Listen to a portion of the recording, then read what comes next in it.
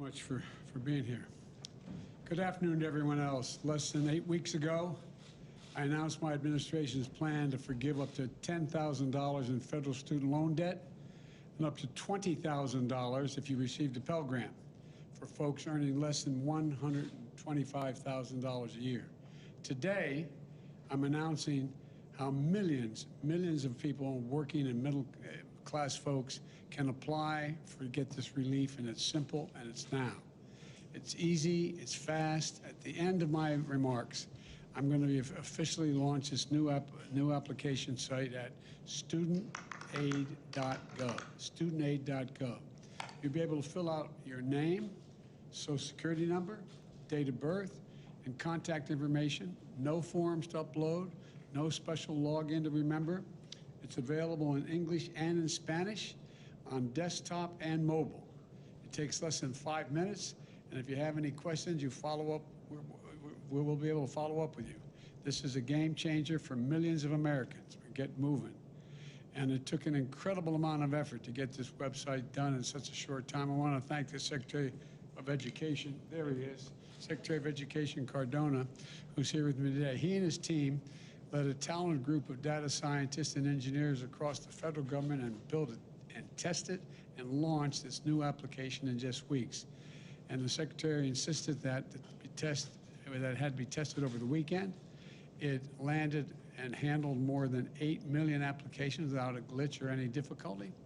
We had over 10,000 people contact the White House to either send us letters or calls thanking us. It means more than 8 million Americans are starting this week on their way to receiving a life-changing relief that they're looking for. It started today with millions more, and we're going to have the opportunity to do it as well. As millions of people fill out the application, we're going to make sure the system continues to work as smoothly as possible so that we can deliver student loan relief for millions of Americans as quickly and as efficiently as possible. My commitment was, if elected president, I was going to make government work to deliver for the people.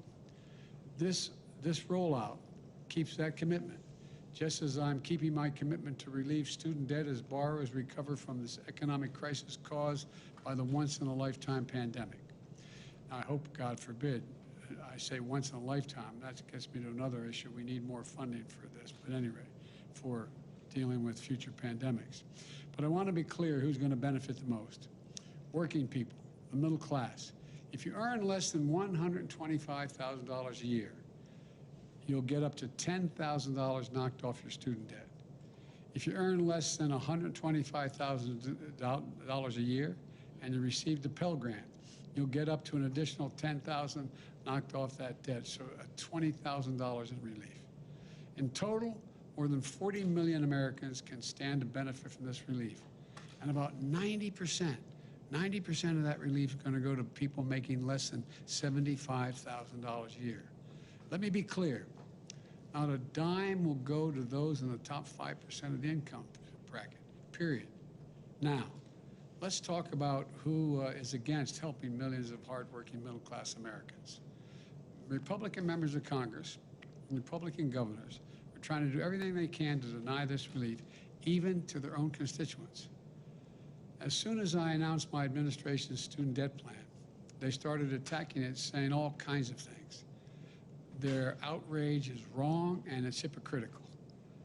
I will never apologize for helping working Americans and middle-class people as they recover from the pandemic, especially not the same Republicans who voted for a $2 trillion tax cut in the last administration, mainly benefited the wealthiest Americans and the largest corporations, and didn't pay for a penny of it, racked up a deficit. I don't want to hear from Republican officials again who had hundreds of thousands of dollars, even millions of dollars in pandemic relief loans, the PPP loans, but who now attack the working middle-class Americans who are getting relief. And these are members of Congress who received those loans. They didn't do anything wrong, but they qualified. They qualified for up to, in one case, $2 million. And despite what the Republican officials say, we can afford, we're able to afford the student loan relief. It's because of our historic deficit reduction the Republicans voted against. On my watch, the deficit fell by $350 billion last year. and we're on track to reduce it by $1 trillion this fiscal year. We're also set to reduce another $300 billion over the next 10 years because of the Medicaid being able to negotiate drug prices. But that's not all. In relieving student debt, we're also resuming student loan program that we paused during the pandemic. Come January, folks have to start to repay their student loans if they qualify, if they don't qualify for this relief. That means billions of dollars a year will start coming into the U.S. Treasury. My administration's plan is an economically responsible course to ensure a smooth transition to repaying and preventing unnecessary defaults. And it also is focused on going after fraudsters who call borrowers. You're going to receive these calls. I tell anybody who's qualifying for these loans or trying to qualify for these loans.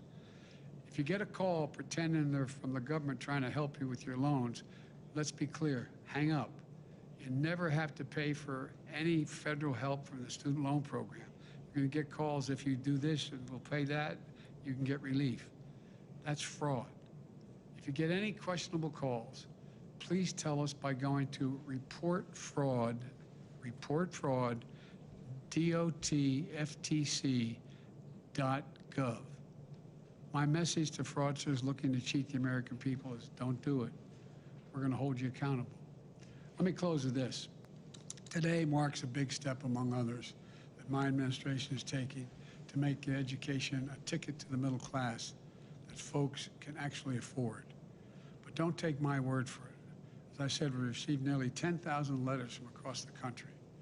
A woman in Colorado wrote, she grew up, she said, in the school lunch and food stamp programs, started working at age 13, and on her way to college to a good job until she was injured in an accident and couldn't find full-time work. She said her student loan debt was weighing her down, but now she can, quote, breathe again. A mom in California wrote how she received a Pell Grant to become a nurse.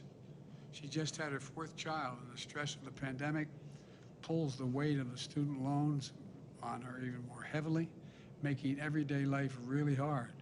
But now she says that weight is lifted, making life easier for her. And something we don't talk about very much, a lot of seniors still carry burden of student debt, whether for themselves or for their children and grandchildren.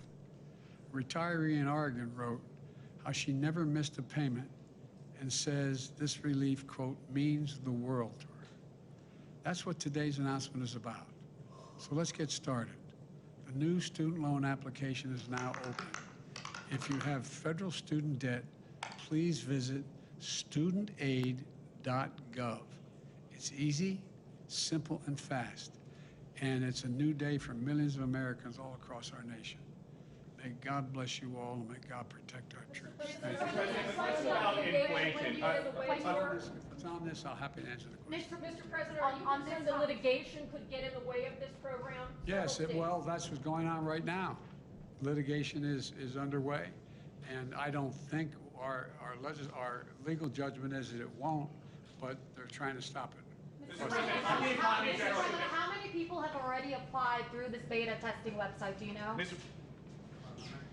Over 8 million people. And will people who have privately held loans, will they at some point become eligible for this forgiveness because they no longer are?